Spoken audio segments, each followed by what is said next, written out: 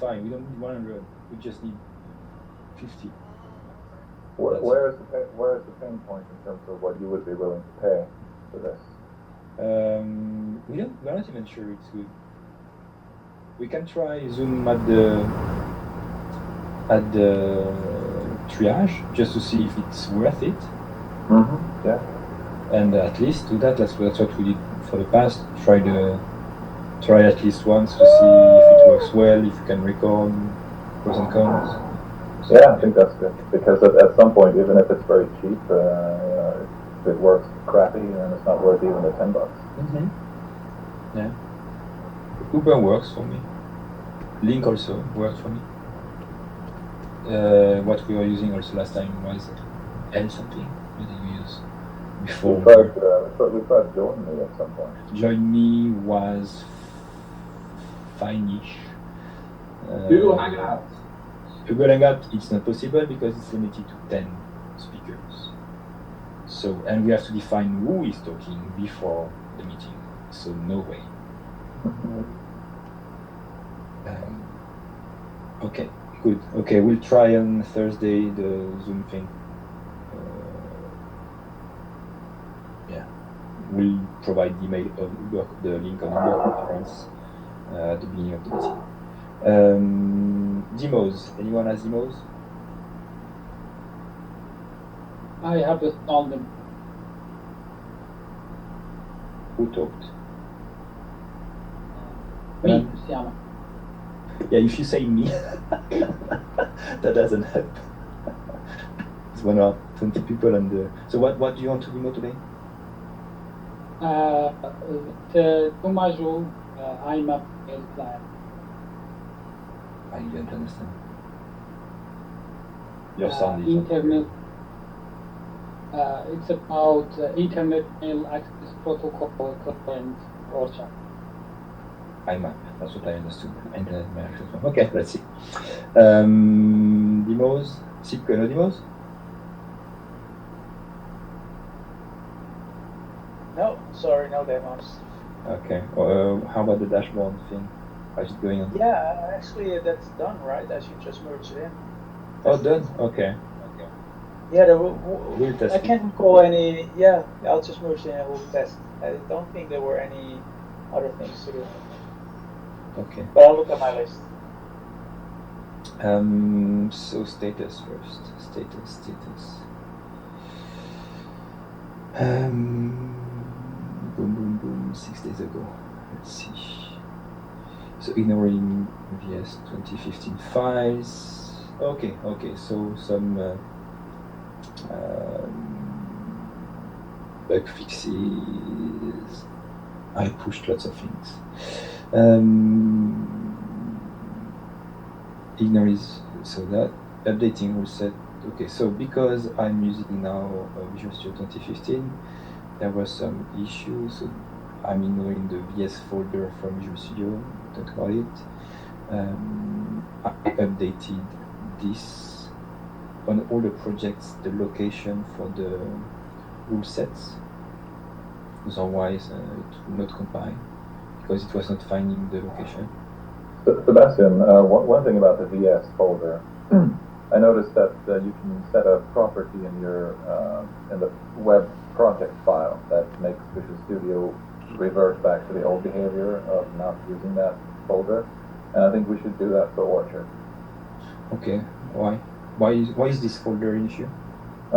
Because it's a good idea, but the way that it's implemented is that if you have the source code on a different path on different developer machines, which I would say in a distributed project is most often the case, then every time if you commit this file to version control, then every time it tries to change it on your machine because you have the folder stored somewhere else. That's why I ignored it before adding it. Yeah, that's fine, but then it'll still get created and used on every developer's machine, and if you don't check it in, that has no purpose. So it's better to just turn it on. Are you sure? So the question is really, what is the purpose of this folder? The purpose is if you have customizations that you want to do to your application host.config, then you don't have to do it for every developer machine. So you can just do it once, check it in version control, and then it will actually run IIS Express using that file instead of the one Is that you it have just on your system. that or all the settings? Because I think when I saw this settings folder, I was like, it's fine, so that anyone can define their own settings, and they won't collide with anyone else. No, it's not that. It's meant for having a common configuration checked into version control that's shared by every developer. But it's stupid because it also requires you to have the files in the same place, otherwise it gets changed all the time. Okay, I've talked to some people just to understand better. Yeah. Maybe there are some other things that. Yeah. But if we're going to ignore it, that's what hopefully agree on. Okay. So rule sets. Then this branch that I merged two branches. We work in progress. So this is fixing. I'm sure Antoine will remember this change because he created the initial bug for that, and I think Nick worked on that too. So if you remember, Antoine and everyone else, at some point we had double encoding issues, right? Like the bug was on Codex that if you go to the query page, we display also the name in the title, and this was double encoding. And so we decided let's not double encode the translated strings, and let's remove the encoding from the translations. And this was fixing the double encoding. The issue now is in some location it's not encoded. So this was the wrong fix to remove the encoding, and this is the correct fix. So the correct fix is to revert the change and to actually encode everything which is passed in the localized string. So the example is, sorry, I need an example to show you. This one, for instance. Maybe not this one, not this one. I need a different one. Yes, this one is good. So here, when you have a T and a string contains parameters, these parameters were not encoded with the fix. So now the idea is that, so if you pass something like value, this will not be encoded. So here the idea is every parameter that is passed to a T is encoded, okay, using encode here, unless this parameter is an iHTML string or iFormatable. Here we just care about iHTML string. This means if you pass an argument which is iHTML string, you specifically say that it's already encoded. Don't encode it again. Otherwise, encode it. This way, when we have a view like, oh, this one was good then, like this. Before it was welcome strong and a value here, and the value was some HTML. Okay, this guy is already encoded. This is HTML, so we should not encode it again. So this way we just say HTML.raw or new HTML string, whatever you want. We just say this one is encoded. And another example I committed, I think yesterday, I will show you, Nick, also. This was your change. So in this case, for instance, item display text. Item display text returns some HTML string. So this is fine. This is already encoded, so we can pass it along on the row. And we could use it directly also to pass to a T. It will not be encoded again. So this is how we fix double encoding, actually. When there is double encoding, it means the value you have is already encoded. So pass it as a raw parameter, HTML string. That's how to fix it. So while I change the behavior, I've added some test here, just to be sure that you see when we have full bar, when we have some HTML, it's encoded. Because if you want to display this value, we have to encode this value. It should be written as is, unless it's HTML string and this is not encoded. and some pages have been fixed to prevent double encoding.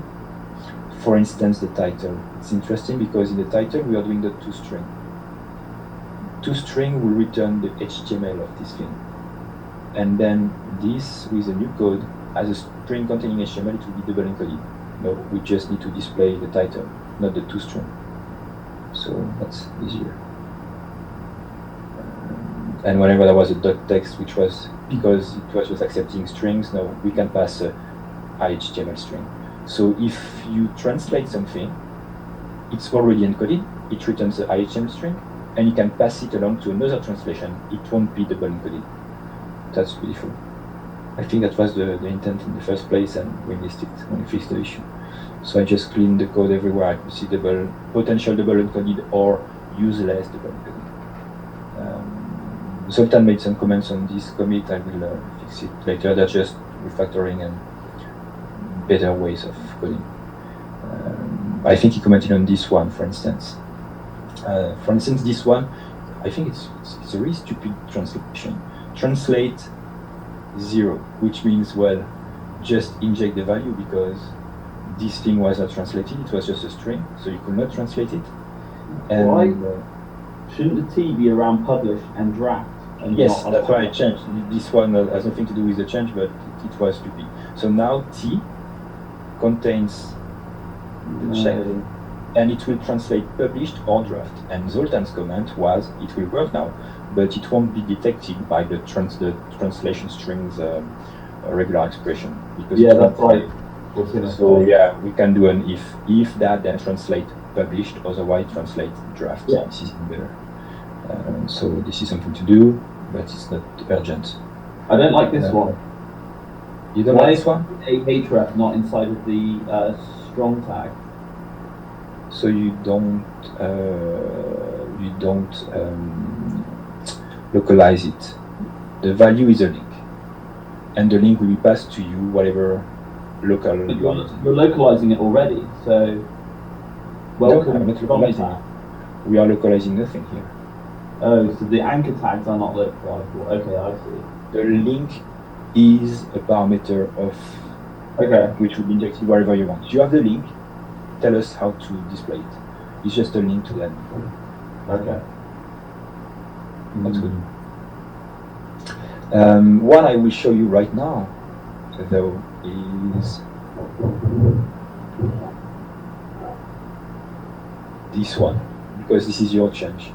In the build selected culture list. So this is a select list, which is generated during a translated page or content item. And there was because of the change. Before you were injecting it directly inside a parameter of translation, and now yes, and because it was a string, it will be double encoded. So I'm saying no, it's HTML, and we know we have encoded it already. So translation, please don't encode it again. So we return now a HTML string, and when we set the inner text with a side culture, we encode it. So we are sure that the HTML we are building is correctly encoded. So we can say return it as a raw HTML. Don't re-encode it. Okay. That's the only change Bertrand found it. We're not fixing localization, gender. Oh, this one is interesting. So Antoine fixed something here. Where is he? Here. Fix some typos, and I think he fixed this one. So it's an interesting one because he fixed not this one. Gender is body trait part. So where are you? Oh, my click doesn't work anymore. Wait. Okay, Antoine. Body trait part, this one. So what he fixed is the user to enter a comment about the changes she made, and he fixed it to he made. I'm not sure it's better to say to convert she to he. It's even worse. So I fixed it, and we can also fix it again if you find there. I fixed it by they made. Okay. It's gender neutral now. So I'm French, so I'm not an expert in that. But what I know, you just get rid of the word they. It should just be about the changes made. Oh, we could also, but yeah, right. I will trust you, okay? Because so my knowledge was that you can use he or she, but they is usually used when you want to use a noun which is gender neutral. It's technically wrong because it's one single person, but this way people understand it's gender neutral, and it's used a lot everywhere in literature. So, but it's also grammatically correct to say don't omit it completely, and then there is no the user to enter a command the changes about the changes made. Yeah, it made. We can. At least this one is better than he or she. And I checked in the full source code if there was another he or she, and I could not find. Okay. Going back in the status. So 6 days ago. So this was the first change I did on one next to fix this double encoding issue. This is bug triage we merged from Chris Payne, cacheable optimization. Yes, merge.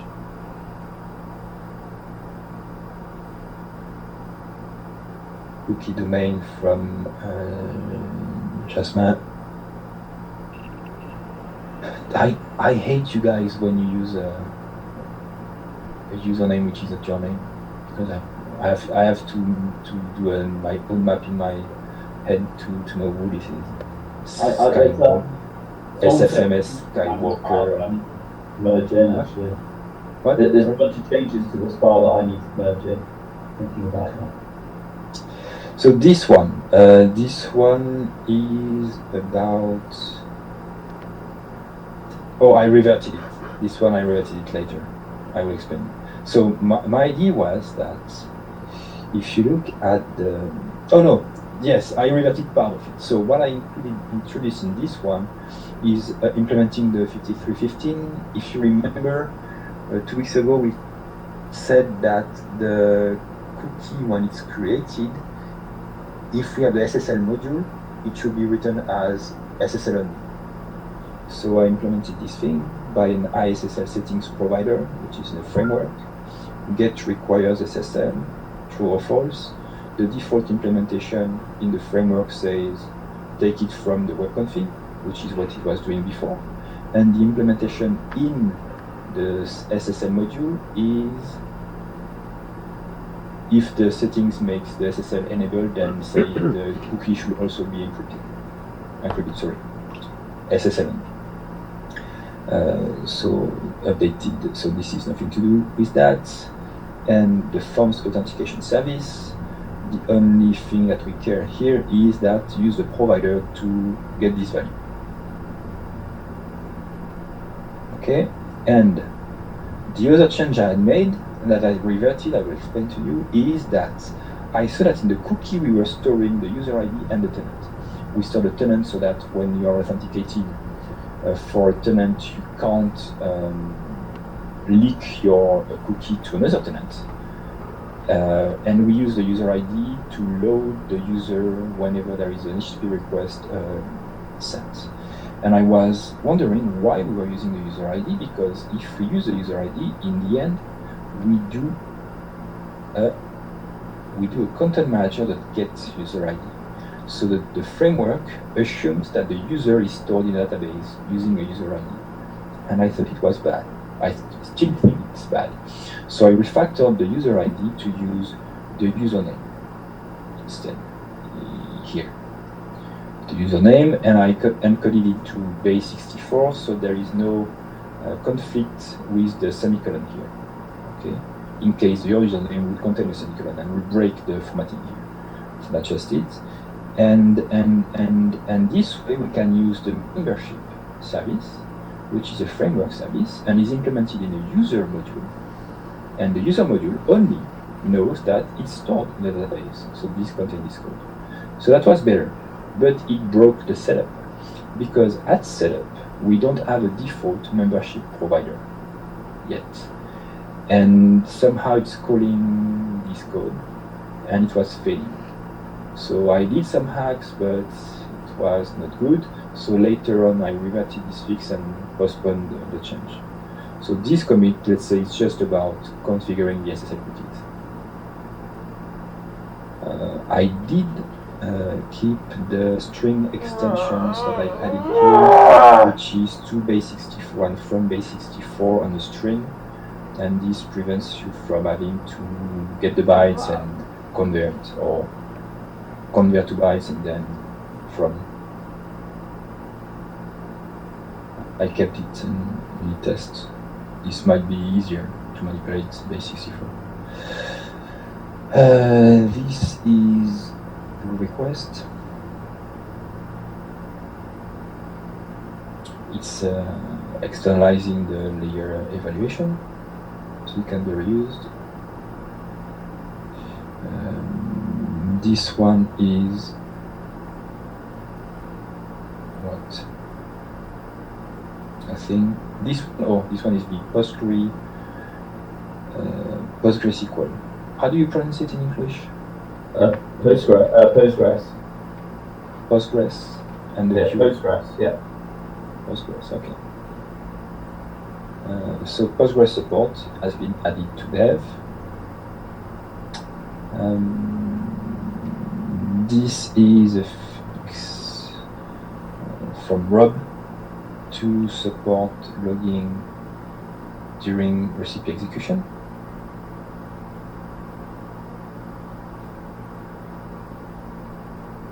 I think this is the same thing somehow. Oh, this is a new. Oh, this is an export command, so you can export a website using command line. This is what? Oh, this is a new feature on the dev branch. So we talked about it last week, and Daniel said yes, he prefers that, so it's implemented now. The idea is that look at those unit tests. Isn't it beautiful? So the idea is that when the user logs out, we track the logout value in the same way that Zoltan did last week with created, last login, and now last logout. And if the cookie is received, and you have logged out, then it won't let you sign in with this cookie because you have explicitly logged out.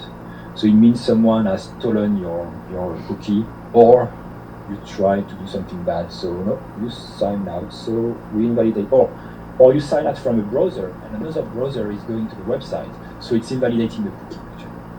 Because when you sign out, the server sends a null cookie, which will delete the cookie on the client. But if you had the cookie already on another browser, it will still use it. So no, this way it will block you from signing in with another cookie. And to do that, I have extended the membership service with can authenticate with cookie. So any membership provider can implement its own logic for doing that.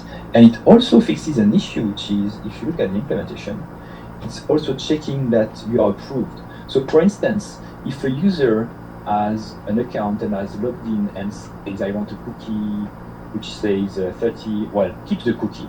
And then you disable the user account. The cookie will still be valid. Now there is a way to check that the user account has been still approved before the cookie is approved. And also that you, yes, if you have logged out and you haven't logged in after, then it says, no, you can't. And if you don't trust this logic, there are unit tests here. So that was a new feature on dev. Unit test were broken because of the WCP journal from the merge. What else? Hello settings. Oh, this one also. Wow, you're doing some work on Fuck. You bet. Welcome back.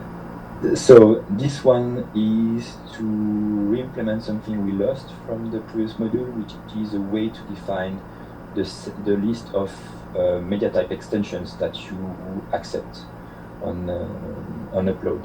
So it's just a new text box in the settings for media that lets you provide file extensions. If you don't provide any file extension, it will accept everything like today, so it's not breaking at all. And if you provide extensions, then it will filter that.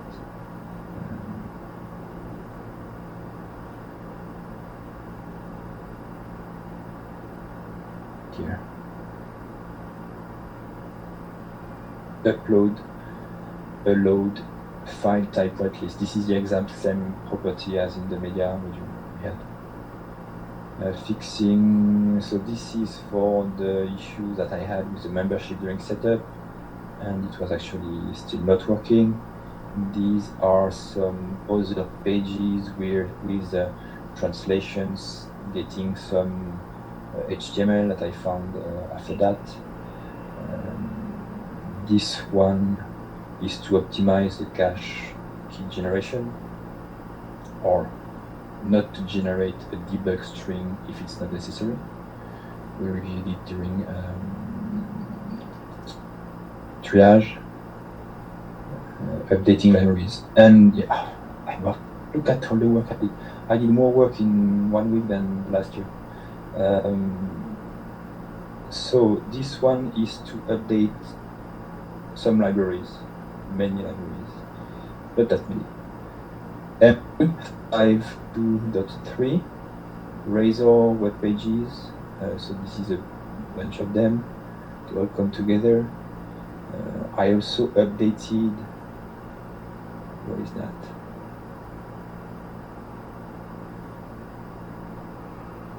I updated more of them. Are they? Oh, no? Crap. What's in the web config files? Maybe that would tell you what you did. I know what I did. I don't need to look at the config files, but I can't find the libraries. Maybe I forgot to commit them. No, maybe I forgot to commit them. Because I updated JSON.NET also, and another one. So this is MVC. Okay, fine. Maybe another commit? That's weird. So yeah, sometimes you actually need to manually go to them and say add. Oh, that's why. Crap. Crappy crap. So it's normally an amateur's mistake, but it's okay.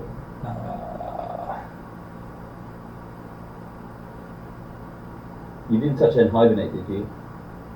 No.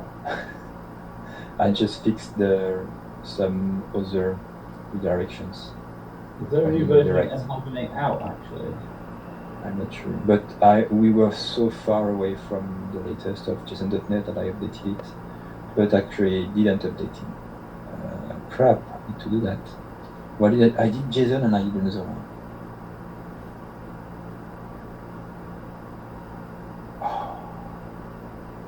But I need to check what I changed them, because maybe I changed the versions of one of them in the binding redirects and not the library, because it didn't get pushed automatically. Now I have to check all the libraries. Crap. These ones were updated. This is weird. Okay, I'll check. So this is reverting the change I told you about. Authentication validation. Yes, so instead of changing the membership interface, I created a new one, membership validation service, so it's not breaking. It's a new class, and there is a default implementation, so it won't break anything. And you can customize how it's validating the cookie. See, same code as before. Mismatched versions.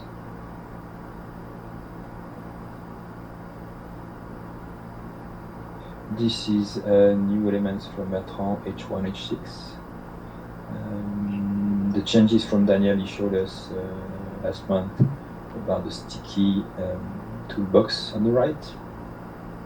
Yeah, this is an improvement on that. So Bertrand discovered that if your document is very long and the toolbox is smaller than the screen, then you have to scroll all the way down to reach the bottom of the toolbox. So what I did now is to add, when the toolbox is in sticky mode, it's separately scrollable, so that you can scroll within the document and you can scroll within the toolbox. And that made it a lot easier. Clipboard improvement. Yeah, it was a bug on Chrome. That's fixed. You fix the bug in Chrome? Yeah, it's not a bug in Chrome, but because on Chrome there's native clipboard support. So we treat the clipboard a bit differently on Chrome. And there was an issue with that, but this fixes it.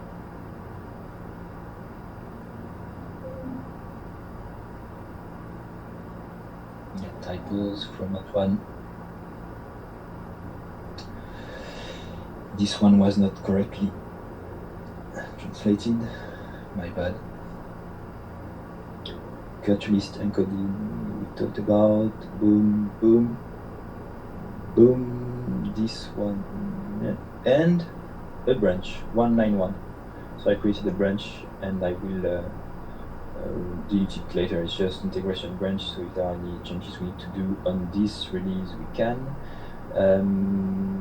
I will check the libraries I forgot to update, and also I created another configuration in TeamCity called integration that will automatically pick any branch named 19123 or 1910, like a branch with a finite number, and this way it will compute automatically the binaries and everything to deploy. It will be easier. So it's running a test right now because the branch exists now. And the goal is to ship 191 tomorrow or something like that, Thursday, when it's ready. When I have checked checked in the missing binaries, and when you say it works, and it runs all the tests and the functional test also. So that's good. Questions?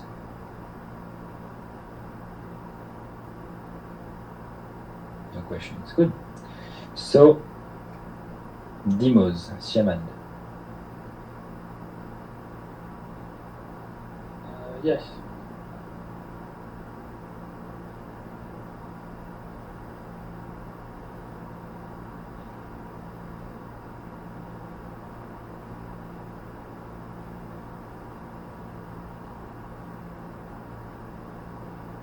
You can share. Okay, can you see it?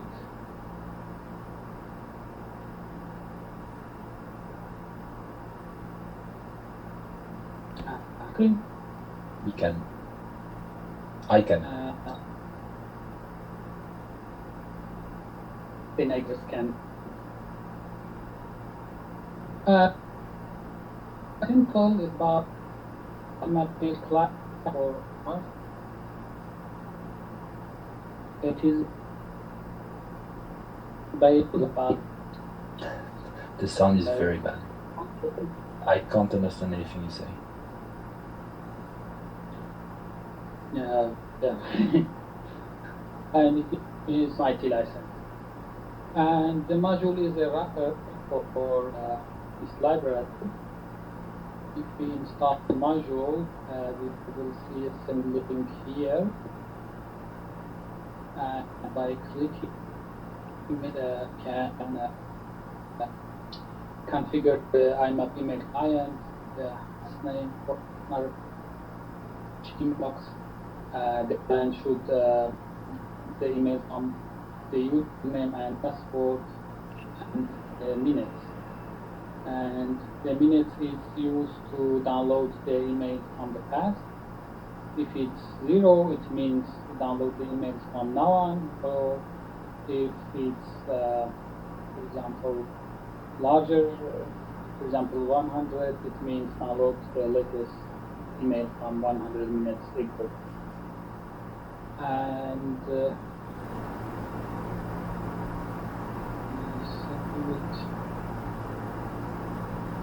if I save it, I don't save it because I don't want to enter all of the fields. It tries to download emails every 2 minutes. For each email, it fires an event we can be catching the workflow. The module itself doesn't save any email for security reason. It just saves the identifier of the email plus the title of the email, not anything else. And it's up to the workflow to do whatever with the email. I integrated it with the OSHAR collaboration. So here is a workflow. And it is the event for receiving the email. And email and this event adds the email data to the content of the activity context, which can be used, for example, by this activity to get a ticket. That's it. Can you show us all the tokens you have from the activity? Thanks. Okay, activity up to me. For the Because email if you have an event, from the email event, new email event. Okay. Yeah. Because you create a ticket, so you must be getting the values from the email, like the title, the subject, the body. I see. And yes. You are right. Because this opens more than that. Now you can edit your content by email. Yes. This one. So you see email subject. Okay, so first comment, and whenever you accept tokens, there is a class in Orchard you can set, which will add a little tooltip on the right of the text box. So when you click that, it will show you all the available tokens. So you need to add a class to these text boxes. Because here I see there is email subject, email body, but if you add this class, I could click and I will see a drop down with all the values, email dot whatever, and that will also be auto completion. So you have subjects, you have body. I'm sure you have title. No, sorry. The sender maybe. But do you know what list you have? Oh. You have attached files. Yes, also attach the files, and the files to the ticket.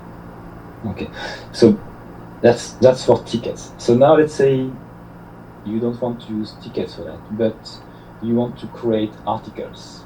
You have a website and publishers will provide articles. The nice thing with that, with this new module, is that you can tell your publishers, hey, just send an email with your article to this email, and Orchard will automatically pick them up, create a draft with your article, start an approval workflow, and they will be available as articles when the approval workflow is done.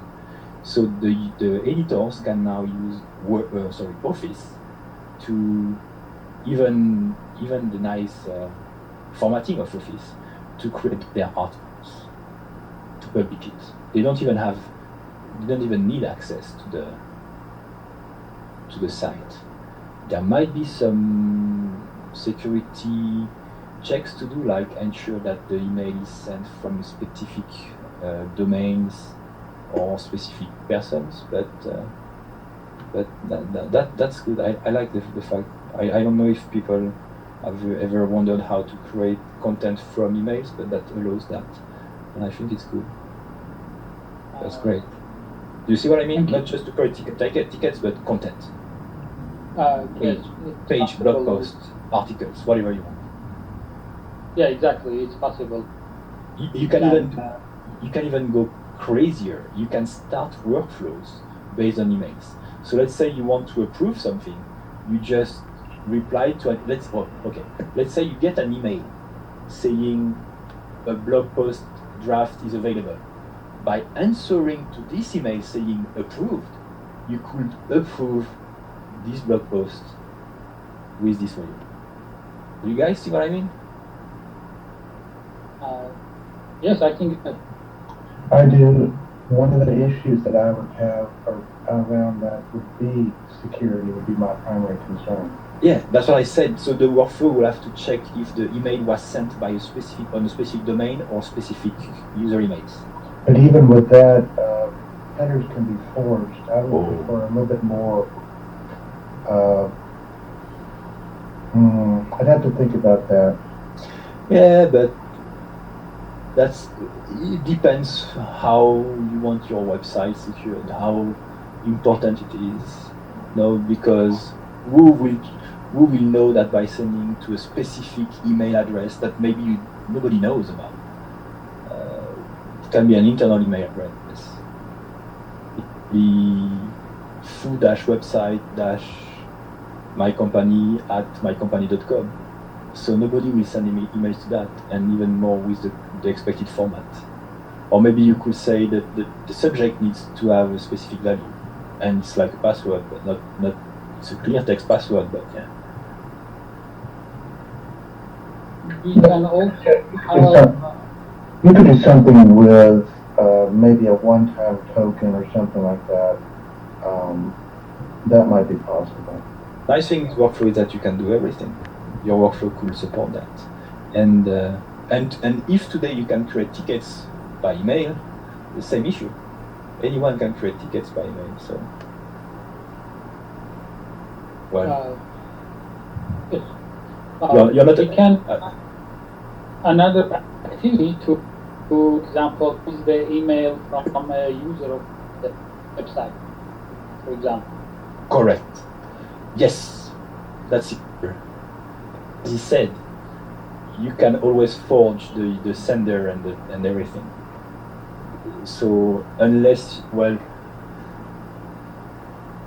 I'm sure now the servers have restrictions to validate that the sender is a correct sender. Yeah, you can. Yeah, I'm sure you have that. So you can always map the sender with the Orchard user accounts at least, and it will work. And you could impersonate the request with the sender.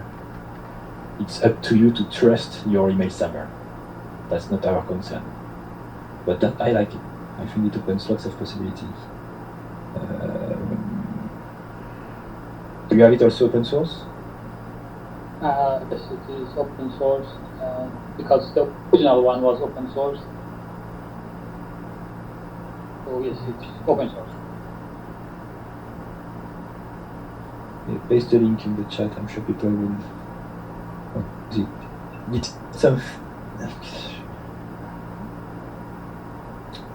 I don't think it's something we should have in the core, but personally I will use it because I think it's simplifying the process of editing content, submitting content, and you can open lots of scenarios for automation with this. You see, when you have a website with articles and you want to publish it, it's easier for them to just submit an email. They don't even have to know there is a CMS, and or even to answer to workflow emails. They don't have to go to the website and click approve or reject or read. They can just say respond to the email saying fine, works for me, because the email will be sent with the same email that will be used to receive them. I'm not so much interested in articles as it is compliance forms. This might be very interesting. Maybe. We have clients who are interested in using email, and some places have limited access to the internet. So if they could submit the reports just via email and then have them batched, that might prove to be very interesting to us. Yeah, the module opens anything because that plus the workflow. You define the workflow with what you want, even if it's custom code. But yeah, that's great. So maybe at some point we'll talk about it. I want also to see what Bertrand says. Yeah, but yeah, it could be a feature of the email module, email client feature with activities and everything, or the workflow email feature. Interesting. Good. We have good ideas every week. What's next week? I don't want to know. Surprise us. Thank you. Harvest. Harvest. Yeah, good. I wanted to talk about it. Is Sergio here? No. Sad. Good, we can say bad things about him, but I have nothing bad to say about him. Harvest. 28, 29. Alicante. I have talked about that with my management. They didn't disapprove. So as soon as I have the money, I start booking everything. I've talked to Sike about the website, to Zoltan about the organization. Is Zoltan here?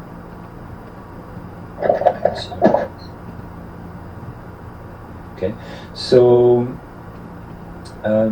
as soon as we have the funds, we will start booking the hotel.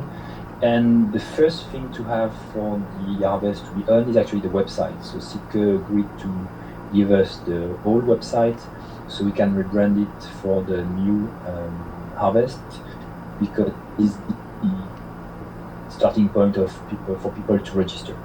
Will it have Muhammad Ali quotes, or we need to request them? We can do new quotes. We can do what's his name? The rich guy who positioned himself for presidentials. Crap. Donald Trump? Yes, we can do Donald Trump quotes. Oh God, no, please. Well, we can find better quotes. Maybe his hair can have quotes, the toupee can have its own blog. Yeah, so for those who don't know, Nicholas is Oh, please, no, there's already too many two-page jokes about him. he's talking about the old website where there were Muhammad Ali quotes, and we were like, what's the point of these quotes? They don't make sense at all. But maybe they are still on the website. Harvest, Ultra. Where is this website? I'm sure it's ultralize.com. Yes. Do we still have the Muhammad Ali quotes? Or it was a previous one? No. It was the first one. It was the first one? It was the first one. I don't think it's there anymore.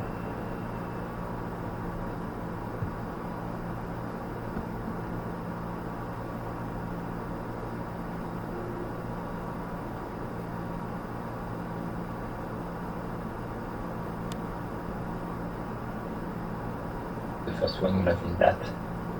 No, I don't know where it is. But it was, yeah, it was epic. Okay, cool. Anything else? What did I miss? So, IMAP clients. Harvest. Next step is... What is the information on your 2014 harvest, since I've never been to it? Harvest. So the website is Ultra Harvest. The videos are on YouTube. Oh, and it is on YouTube. The And there videos? should be. Maybe there is no link from the session to the video. Nope. I'll find. I've got them there. But yeah, if you YouTube, there are awesome videos. YouTube, Ultra Harvest. There is a channel actually. So There you go. Here, and if you look at the correction, at this one, you see you have everything. And actually, I watched. Sorry? You're not sharing your screen. Oh, so everything I was doing, you did. Yes, I was wondering if it was only me. I put the link, Russell, in the window on the right hand side. will put another link just in case it's not the same. It's the link to the Orchard YouTube channel. I have the same link. Okay, good. Yeah. So this is the link you want. And I watched a video from Amsterdam, the shape one. I tweeted about. No, it's Seeker. Someone tweeted about it. This is awesome. I learned so many things from myself. I'm like, fuck. Why can't I have a stateful memory?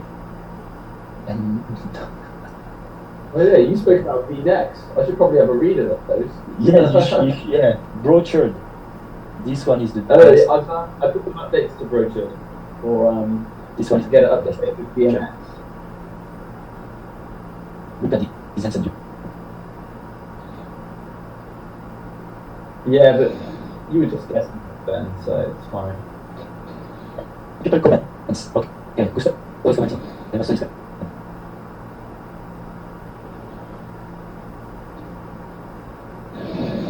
Look at that. That's. I just want to add that I think the widget supported WordPress is much easier to implement. That's right. And now we have layers. Okay, I did a better widgets, but okay, I have to read the comments. Good. Great. Yeah, The question. the sound cutting out quite weirdly. That's weird because I can hear some weird sound or so. Maybe it's Imagine better. the sound had gotten really Like you're bad. speaking really quickly.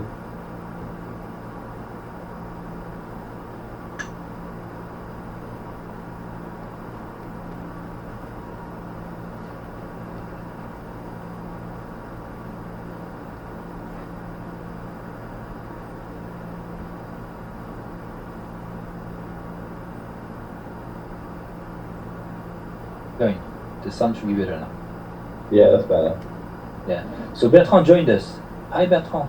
But your sound, Bertrand, is very crappy. We can hear some background sound. Or you Oh, he joined twice. breathing. Yeah. That's amazing. That's weird. Okay. Questions, comments?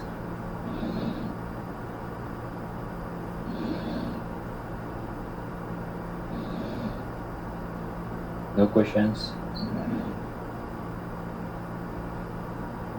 And we could definitely hear Bertrand breathing.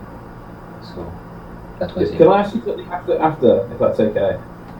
Sure, Thank you you. can do that. Okay, thanks everyone.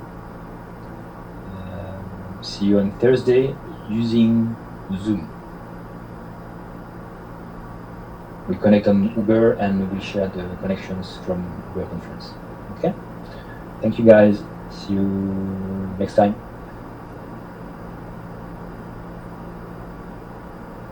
Skype link. Yes. See you in